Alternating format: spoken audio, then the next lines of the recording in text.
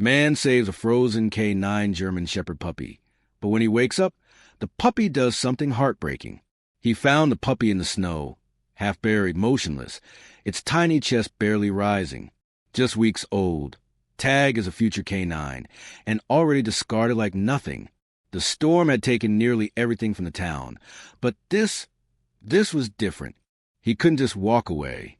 So he wrapped the little German Shepherd in his jacket, pressed him close to his chest, and ran. Everyone thought it was too late.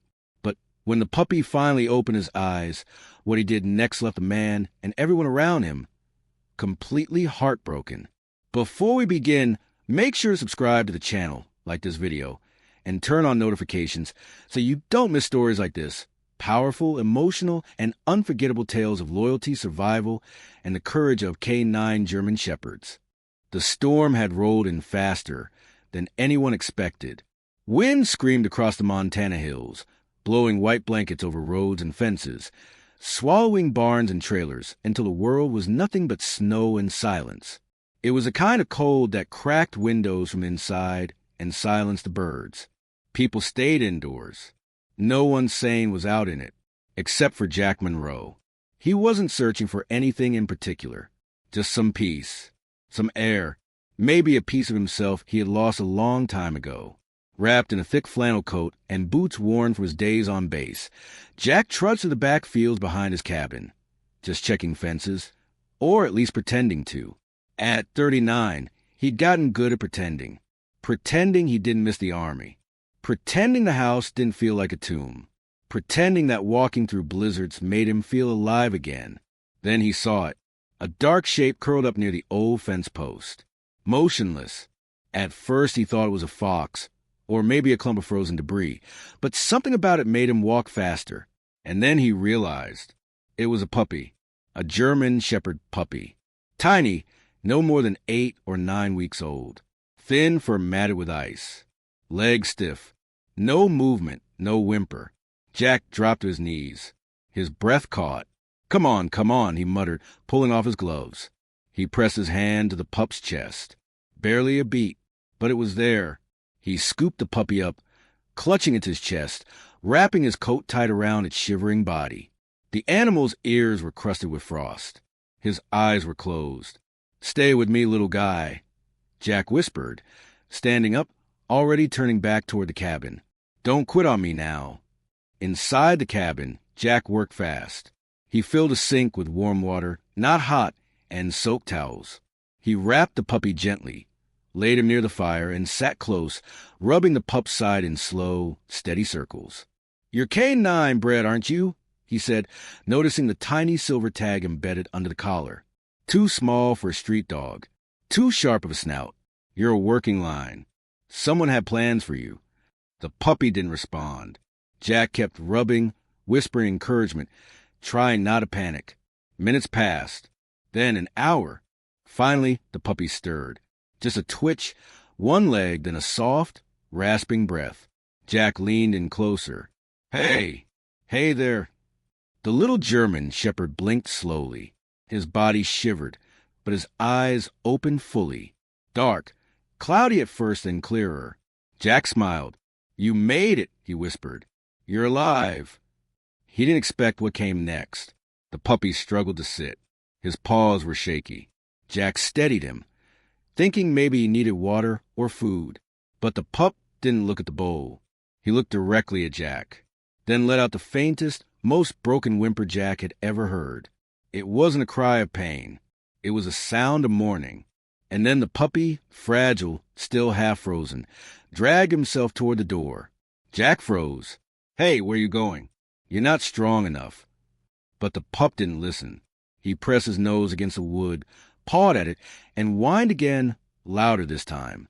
He was trying to leave, try and go back out into the storm. Jack knelt beside him, heart racing. No. You don't want to be out there. You're safe here now. But the puppy turned, locked eyes with Jack, and howled. High-pitched, broken, raw. It wasn't loud, but it was the saddest sound Jack had heard since the funeral of his Army unit's medic 5 years ago. And suddenly, Jack knew this puppy wasn't trying to escape. He was looking for someone. Someone who hadn't made it. Jack reached for the collar again, checked the tag more closely. There was a number, K9-47B, and a faded name burned into the side, Tango. Jack stared at it, stunned. He knew that code. It was military. This wasn't just any puppy. This was AK-9 bred pup from a government facility. And if he was out here in the wild during a storm like this, something had gone horribly wrong. Jack sat back, heart thudding. He looked at Tango, who now curled tightly into himself by the door, eyes still fixed on a howling wind outside. The puppy wasn't just grieving. He was waiting for someone who wasn't coming back. And Jack, for first time in years, felt a familiar pull in his chest, a call he thought he'd silenced long ago. Duty, responsibility, connection. "I don't know what happened to you," Jack said softly, reaching out to gently pull the pup back toward the fire. "But I promise you one thing." Tango didn't resist. Jack wrapped him in another towel. "You're not going to wait alone anymore." But as Jack stared into the flames, he couldn't shake the question swirling in his mind like the snow outside. Who left a military-bred puppy in the middle of a blizzard? And why hasn't anyone come looking for him? Jack didn't sleep that night. He sat near the fireplace, watching the small bundle of fur breathe in soft, shallow patterns. Tango had fallen into an exhausted sleep after finally eating a little warm broth. Jack hadn't even tried putting him in a crate. The idea of caging the pup after whatever he had endured felt wrong. Instead, he laid a thick wool blanket next to the fire and let him curl there, his paws still twitching every now and then in his dreams. At around 3 a.m., Tango whimpered again in his sleep, a tiny, hollow cry that made Jack's throat tighten. What had this little soul seen? By morning, the storm had passed, leaving the world outside blindingly white. Jack shoveled a path in the cabin to the woodshed, the wind still biting, but manageable. When he returned, he found Tango slowly sitting up, shaky but alert. His ears perked weakly as Jack opened the door. "You're still here," Jack said with a small smile. "Didn't run off in the night. That's progress." Tango tilted his head.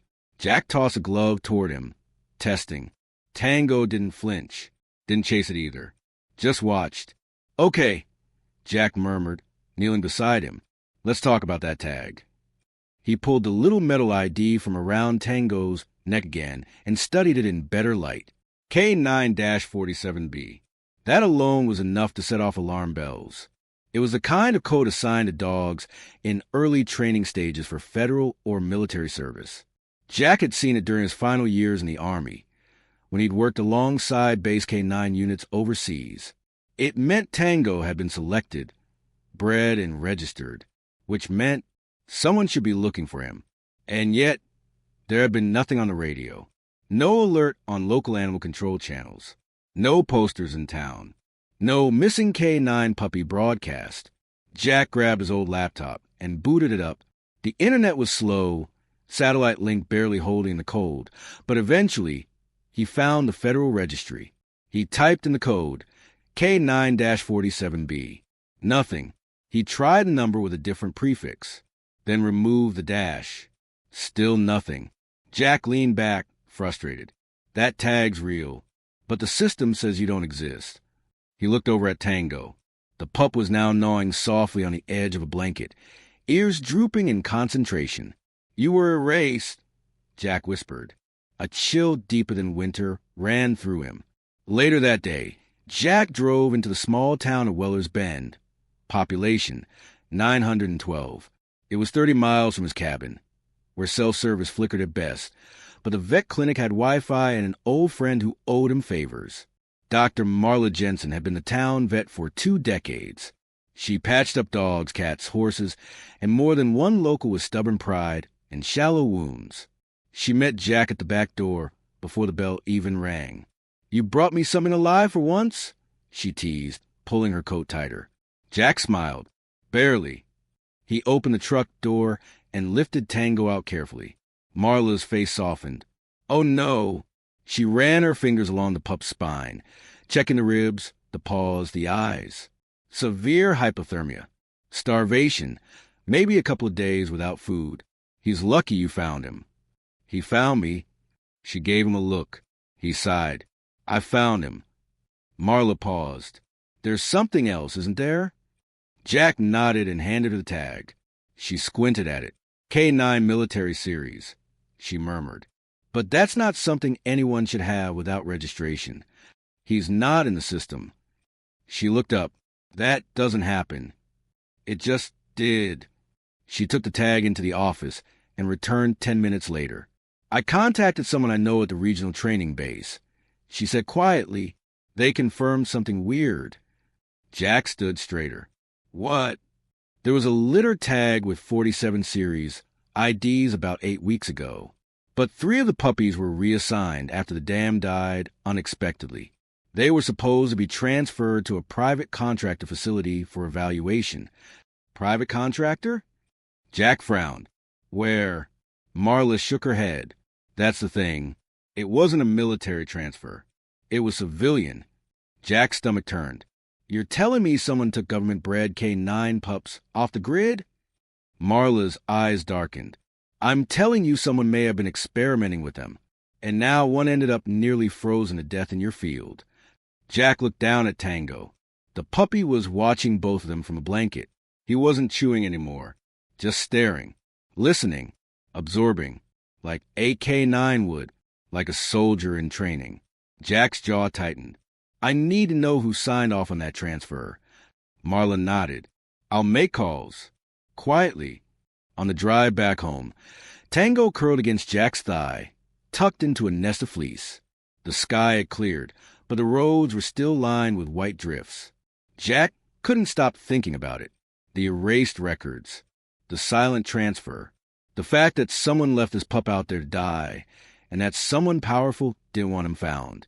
The world had changed a lot since Jack left service, but not this much. Not enough to justify abandoning a defenseless dog, not one like Tango.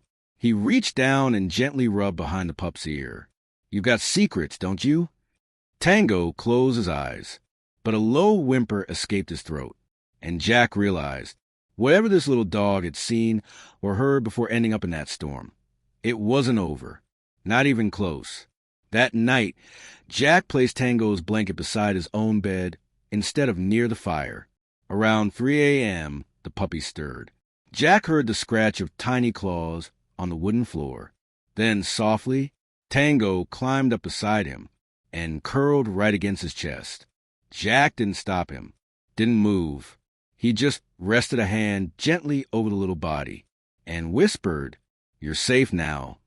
But outside, in the distance, a black SUV rolled slowly down a snowy back road near the forest. Its windows were tinted, its license plate unregistered, and inside, a man stared at a printed satellite image of Jack's property. In the passenger seat, a folder marked. Jack wasn't paranoid. At least, that's what he kept telling himself. But over the next 2 days, little things started to pile up.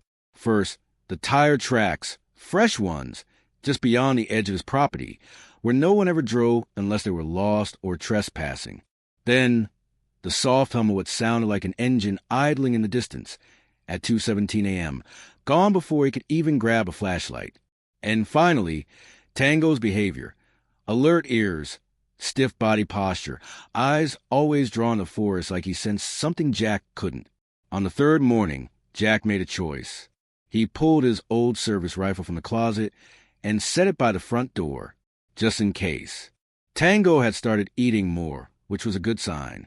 He was gaining weight, moving more easily, sleeping longer without those haunting cries. But Jack noticed something strange as he began testing the pup's attention and reflexes. He laid down a simple object retrieval game. Ball under cup, move it around. Tango picked the right one every time. Jack placed objects with different smells around the yard, only one marked with his scent. Tango found it in seconds. He responded to sharp sounds, hand signals, even low-range whistles, with zero training. What are you? Jack murmured as he watched the puppy sit on command one afternoon after Jack simply pointed to the ground and said nothing at all. This wasn't learned behavior. This was implanted conditioning. Tango wasn't just a puppy from AK-9 bloodline. He was a prototype. At night, Jack left the porch light on and installed a cheap motion sensor near the tree line. At 3:43 a.m., it triggered. Jack jolted upright, grabbing his rifle. Tango was already at the window, ears up, growling softly. But when Jack stepped onto the porch, there was nothing. No sound, no movement, just the wind. Still, the sensor doesn't lie. Neither did Tango. And Jack's gut told him this wasn't over. The next day, Marla called. "I got a name," she said. "The company that took the pups, listed as a defense research group called Arctech Solutions, registered in Nevada, but with a satellite operation in Montana near Missoula. I've never heard of it." "You weren't supposed to." Jack frowned. "What do they do?" "On paper, canine behavioral analytics. Off paper, I don't know. But the guy who signed for the transfer, his name is Dr. Alan Prentice. He used to work for DARPA." Jack's grip on the phone tightened. He knew that name. Years ago, during a mission debrief, someone mentioned Prentice, said he was involved in testing K9 response times to biofeedback input, psychological conditioning through implant-linked sensory stimulus. Translation: dogs that didn't need commands. They just felt what their handler needed and acted. It was theoretical. Until now. Until Tango. "Jack," Marla said quietly, "what did you bring home?" He looked at Tango, curled at his feet, gnawing gently on a rubber bone. "I don't know yet," he said, "but I'm going to find out." That evening, Jack drove to town again, but not for supplies. He went to the library.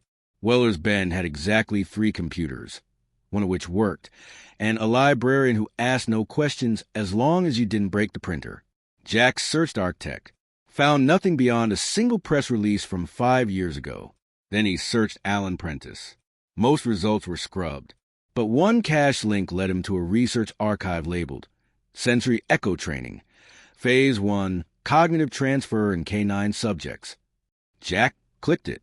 The document described a project where select K9 puppies were exposed to trauma-evoking simulations, sound of explosions, screaming, gunfire, while simultaneously being calmed by synchronized biometric signals. The goal: desensitize their stress response and heighten their awareness to human anxiety patterns. It was scientific, but in plain English, it meant they were trying to create empathetic soldiers in fur. Jack's stomach turned. One paragraph stood out. Of the 3 test subjects in Phase 1, one exhibited adaptive behavioral empathy beyond expected thresholds. Subject 3 demonstrated distress when separated from both trainer and sibling units. Unfit for combat development. Subject scheduled for removal.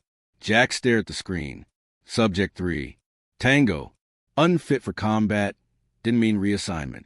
It meant disposal. Jack stood up, heart pounding. They didn't lose Tango. They tried to erase him. Back at the cabin, the sun had dipped behind the trees, casting orange streaks across the snow. Jack returned in silence, Tango running to greet him at the door. "You were never supposed to make it out of that compound," Jack murmured, kneeling beside the pup. "But someone helped you. Maybe they set you loose during the storm. Maybe they hoped someone like me would find you." Tango tilted his head. Jack rubbed his ears gently. "Looks like you got lucky, buddy." But just as he stood to go make coffee, a sound stopped him cold. Crack! A branch. Behind the house. Not an animal. Too deliberate. Jack grabbed the rifle, heart racing, and stepped on the back deck. Nothing. Then, flash. A single blink of movement between the trees. Then gone. Jack raised the scope. Scanned. A flicker of something metallic.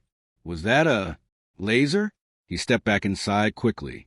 "This isn't random anymore," he said aloud. Tango stood by the door, unmoving, his entire body tense. "They're watching us," Jack said, "and they're close." He grabbed his duffel and started packing supplies. Not to run, but to be ready. Food, documents, ammo. And Tango's tag, still warm from being worn for days. He placed it in a pouch, zipped it, and muttered, "They're not getting you back. I don't care who they are." Just then his phone buzzed. A blocked number. He answered. Silence. Then a man's voice. "You don't know what you're protecting." Jack stayed quiet. "He's a failed prototype. There's no place for him. You're interfering with national security." Jack's voice was low. Cold. I've worn the uniform. Don't lecture me about security. Another silence. Then, you'll regret this. Click. Call ended. Jack put the phone down slowly. Tango was watching him, not scared. Ready? The pup walked over and placed his paw gently on Jack's boot. And in that moment, the man who had lost everything, his unit, his mission, his reason, realized something that made his chest ache. He hadn't been saving Tango. Tango had been saving him. But now they were out of time. The enemy knew exactly where they were, and night was falling again. The sun had disappeared behind the pine ridge, and with it, all illusion of safety. Jack stood in the center of the cabin, Tango by his side, both staring at the door as if it were no longer part of a home, but a target. He checked his gear again: loaded rifle, sidearm, flashlight, burner phone, spare batteries, emergency radio. He had survived insurgent ambushes in deserts and jungles. But now, in the silence of his Montana cabin, the enemy was a ghost, faceless, well-funded, and absolutely determined. He knew Arctech wouldn't call again. They'd warned him once. Next would be action. He stepped outside. Nothing but snow and cold, the kind of stillness that pressed into your ears. Tango followed quietly, his nose twitching, body low, tail stiff. Jack walked the perimeter slowly, and found it. A small black drone camera embedded into the bark of a tree 30 yards from his porch. Nearly invisible unless you knew where to look. He ripped it out, crushed it with a boot. "They're close," he muttered. Tango gave a soft, guttural growl. Jack turned, a glint in the woods. Too far to make out, but unmistakably metallic. Scope reflection. A spotter. He raised his rifle, but the reflection vanished. Back inside, Jack pulled Tango closer and whispered, "Tonight, we make them regret coming this far." Just after midnight, the power went out. Jack had expected it. He disconnected the main grid line and rigged the battery backups to prevent remote tampering. The house was now completely dark. He moved in silence, securing the windows, placing glass shards beneath the porch steps to hear incoming movement, then took Tango into the cellar. He had already dug the old tunnel himself years ago, an escape route, a last resort. But tonight, it would be an advantage. "Tango," he said softly, kneeling down, "if something happens to me, you go. You run. Don't wait. Don't look back." The puppy gave a soft whine, pressing into Jack's chest. "You're not a weapon," Jack whispered. "You're a life. Yours matters." Tango didn't move. Jack smiled faintly. "But I prefer we both make it out, yeah?" A sudden crack shattered the silence. The front door, wood splintering. Jack moved, gun raised. The thermal scope lit up. 2 intruders, black uniforms, suppressed rifles, military stance. Jack exhaled slowly, then fired. 1 shot. Thud. 1 man down. The other dropped and rolled. Returned fire, missed by inches.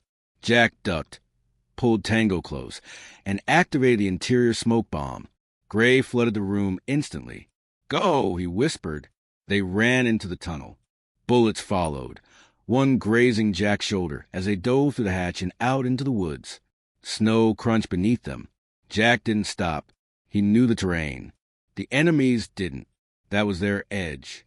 He reached the tree line, turned, raised his rifle again. Tango barked, a warning. Jack spun. Too late. A figure tackled him from the side, slamming him into the snow. Gun flew from his grip. "Where is it?" the man hissed. Jack headbutted him. Hard. The man reeled back. Jack punched once, twice, but a third figure was approaching fast. Then, a blur. Tango launched from behind the tree, fangs bared, hitting the second attacker full force in the leg. The man screamed. Tango didn't let go. Jack grabbed the fallen pistol and fired at the third figure. Missed, but it was enough. They retreated into the darkness, dragging their wounded. The snow was red. Tango limped back to Jack's side, for streaked with blood, not his own. "You saved my life," Jack whispered, pressing a hand to his own bleeding shoulder. Tango nudged him, then collapsed beside him, chest heaving. Jack sat in the snow, breathing hard, staring into the night. We won round one, he said, but they'll come back. By morning, the forest was empty again. No sign of the men. No more drones. Just blood trails and a shattered door. Jack cleaned the wound on his shoulder, stitched it himself, wrapped Tango's scraped paw. The puppy winced but didn't pull away. He was calm, focused. Ready? They ate in silence. Then Jack pulled out an old Army satellite phone. It had one contact stored in it. Callan Stone, ex-Intel, retired, dangerous, trusted. Jack pressed a button. It rang once, then a voice. Jack! I need help, Jack said. Something big, something buried. Callan didn't hesitate. Location? Weller's Bend, Montana. North Edge. Cabin. ETA 6 hours. Click. No questions. Just loyalty. Jack looked at Tango. Reinforcements are coming. Tango wagged his tail just once, then sat down beside the door like a soldier on duty. That night, Jack slept in shifts. Tango stayed by the window, unmoving. It wasn't just obedience. It was purpose. Someone had tried to destroy this dog's life before it began, but they had failed. And now the dog was becoming more than any program ever intended. He was becoming free. But Jack knew one thing for certain. ArcTech would never allow that. And when they returned, they wouldn't come quietly. They'd come to finish the job. Unless Jack and Tango finished it first. Callan Stone arrived just after dawn in an unmarked SUV that looked like it had never existed on paper. He was taller than Jack remembered, still built like a statue chiseled from granite, with a gray streak through his beard and the same sharp eyes that had once read entire dossiers in a glance. Tango growled when he stepped out. Callan raised a brow. You've got good instincts, pup. Jack stepped forward. Stand down, Tango. The puppy hesitated, then sat, ears forward, watching every move. Callan walked up, scanned the damage to the cabin, then looked Jack up and down. You look like hell. Jack shrugged. You should see the other guys. Callan smirked. Let's get inside. Over black coffee and a map of northern Montana spread across the table, Jack explained everything. Tango's discovery, the erased registry, the call from ArcTech, the ambush. Callan listened, silent until the end. Then he spoke. I've heard of Project K9, Ghost. It was one of those low-profile test programs that got greenlit post 2017 after DARPA lost $2 million in behavioral AI. The idea was simple. Train dogs not with commands, but with implanted instinct and neural imprinting. Cut the need for human instruction. Make them react to threats before they're even verbalized. Jack nodded. That tracks with how he responds. It's not learned behavior. It's instinctual. But they scrapped the project 2 years ago, Callan added. Classified the entire thing. Rumor was it worked too well. Jack frowned. Too well. They say one of the test pups responded violently when separated from its unit. Another shut down entirely when exposed to emotional trauma. One, rumored to be Subject 3, went off-grid. They said he was terminated.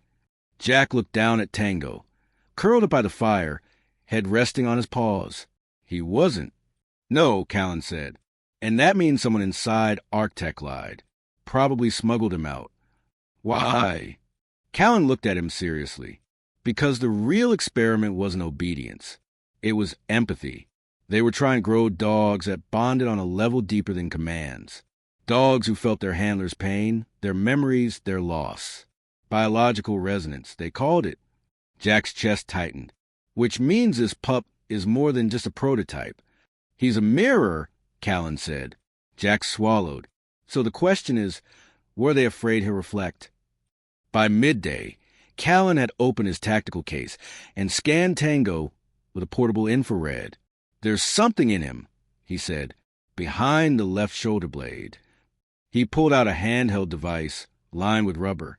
Jack held Tango still while Callan ran the scanner over his back. Beep, then a flicker on the screen. A capsule, no larger than a grain of rice. Implant, Callan confirmed. Encrypted, active. Jack leaned over. Tracking. Callan shook his head. Doesn't transmit. but it's storing something. Jack froze. What kind of data? Callan stared at the screen.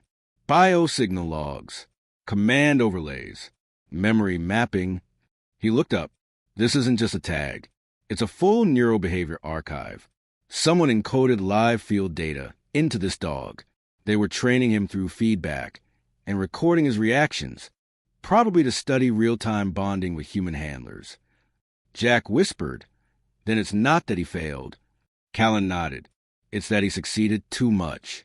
He imprinted emotionally, felt too much. That's what made him dangerous to the program. And to the people running it," Jack muttered.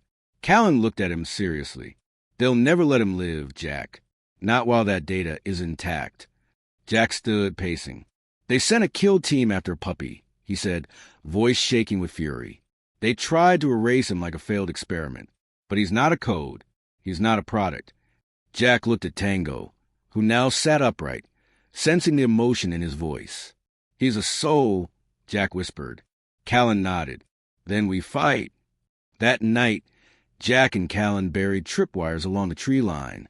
Callan planted surveillance cams and set thermal alarms.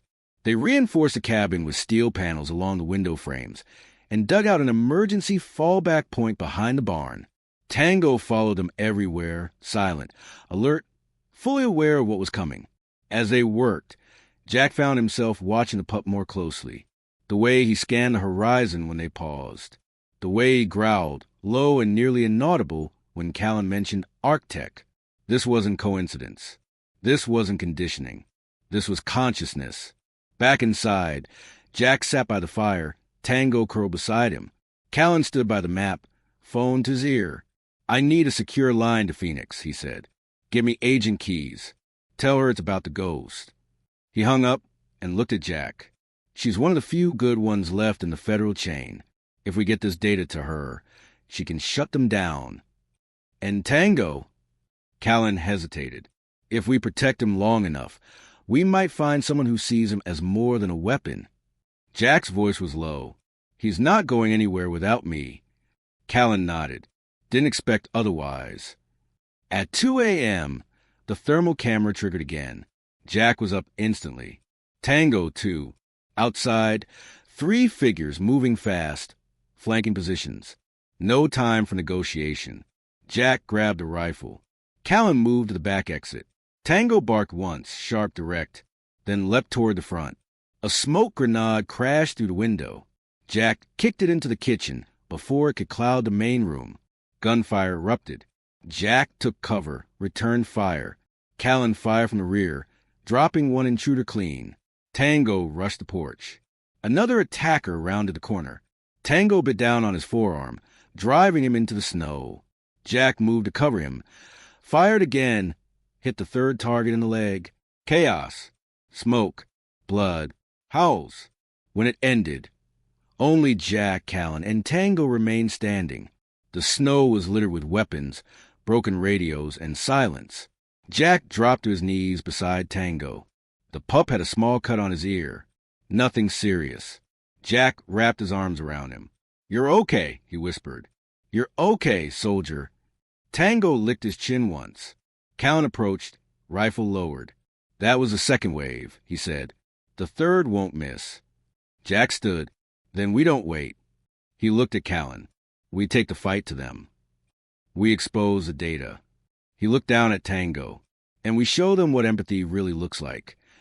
The sun hadn't risen yet, but Jack, Callan, and Tango were already halfway down Highway 86, heading west through frozen Montana backroads. The world was quiet, blanketed in snow. But inside the SUV, everything was alive with purpose. In the back seat, Tango sat upright, harness secured, watching the road like a trained scout. Jack could feel his pulse slow every time he looked at the dog. Not out of calm, but out of focus. They were going to finish this. Callan navigated with precision, eyes tracking every turn. The Arctech field facility was hidden behind a timber research station near Blackridge Ridge, closed to the public, unlisted on civilian maps, and surrounded by private security. But Callan had seen these kinds of buildings before. Black projects didn't need signs. They needed shadows. They arrived at dawn. The structure was low, modern, and sterile. Metal siding, one access road, 2 towers, 6 cameras that could all be blinded at once with the right interference frequency, which Callan carried in his tactical bag. We go quiet, extract the data from their internal servers, copy everything on K9 Ghost, and leak it, Callan said. Once it's public, they can't bury it, and they'll have no legal grounds to keep hunting Tango. Jack looked back at the dog. You ready? Tango wagged his tail once, then stood. He was ready. More than that, he understood. They entered through the maintenance door. It took Callan 10 seconds to bypass the keypad, and another 5 to kill the hallway cameras. Inside, everything was white and glass. Too clean, too controlled. The deeper they moved, the colder it felt. Room 12B. That's where the system terminal was. And the data Tango carried could be unlocked. Jack stood guard as Callan plugged in a mobile decoder. Lights flashed. Files unpacked. Then Jack heard it. A voice. Behind him. Well, you really did find Subject 3. Jack turned slowly. Dr. Alan Prentice. Gray suit. Calm demeanor. No gun. Just menace behind his smile. I expected you to kill him, Jack, Prentice said, stepping forward. But instead, you bonded with him. How poetic. Jack didn't answer. Prentice looked down at Tango. And you little failure. Tango bared his teeth. Prentice chuckled. That aggression is fake. I designed it. Just a reflex. You don't feel anything. You're just a sequence of predictive behaviors. Jack raised his weapon. He feels more than you ever could. Prentice ignored it. You realize what's in him, right? The whole archive. Neural logs. Field responsiveness. Handler resonance. The military doesn't even know how much we achieved before you stole him. Jack's eyes narrowed. I didn't steal him. I saved him. No, you sabotaged national progress. Then the lights flickered. Callan stepped forward. Got the full dump, he said. Emails, transfers, footage, and proof you ordered the puppies to be terminated once their empathy levels exceeded control thresholds. Prentice's face twitched for the first time. You don't know what you've started. Jack stepped forward. No, you don't. And then Tango lunged, not to attack, but to retrieve. He jumped onto the nearby console and ripped open a storage drawer with his teeth, pulling out a secondary hard drive, the one they hadn't seen. Callan blinked. That's the backup. Tango dropped it at Jack's feet. Jack smiled. You underestimated your own creation. Prentice looked at Tango like he was seeing him for the first time. You weren't supposed to adapt. Tango stared back, unblinking. Then sirens erupted. Security had been triggered. Time to go, Callan said, pocketing the drive. They ran, out the back door, down the service tunnel. Footsteps behind them, radios barking, boots pounding. One guard appeared at the end of the corridor. Jack fired once, hit his vest, dropped him. They kept moving. Tango led the way, out through the utility hatch, back to the truck. 3 more guards emerged from the tree line. Tango froze, then barked a warning. A drone rose from the facility's roof. Drive. Callan yelled. Jack hit the gas. Bullets whizzed past the mirrors. Tango leapt into the back seat. Jack floored it. Down the slope, off-road, through snowbanks. 30 seconds later, they were in the forest, hidden again, alive. Back at the cabin, Callan transferred the stolen files to 3 encrypted servers. Within minutes, news outlets across the country began receiving anonymous tips with files attached, redacted reports, evidence of unethical canine trials, video of Prentice ordering the disposal of the empathetic failures. One image showed a younger Tango, no more than 5 weeks old, licking the face of a soldier in tears. The caption read, "Unfit for war, too compassionate." It went viral. 3 days later, a federal team raided Arctec's compound. Prentice was arrested. The facility was shut down. And Tango was cleared. Cleared of being property. Cleared of being terminated. Cleared to simply exist. Jack stood on the porch of his cabin as a white truck pulled in, a woman stepping out. Agent Keys. She offered her hand. Thank you for saving him. Jack shook it. It wasn't a choice. She looked at Tango, who now wore a green service vest, not military, but marked emotional support companion, certified. You'll take care of him? Jack smiled. He takes care of me. She nodded. Then the world's a little safer than it was. She turned, drove off. Silence returned. Jack looked down. Tango sat beside him, staring out into the woods. Jack knelt, placed a hand on his neck. You were never a failure, he said softly. You were just too good for war. Tango leaned into him, and Jack finally felt something he hadn't felt in years. Peace. Weeks later, the snow had melted. Spring bloomed. Jack and Tango walked along the ridge trail. No leash needed. They moved as one, not dog and master, not soldier and weapon, but soul and soul. Two broken things, made whole together, and as the wind swept through the pines and the sun broke through the clouds, Jack whispered, "You were supposed to be erased." Tango looked up at him, but instead, Jack said with a grin, "You became unforgettable." And they walked on, together,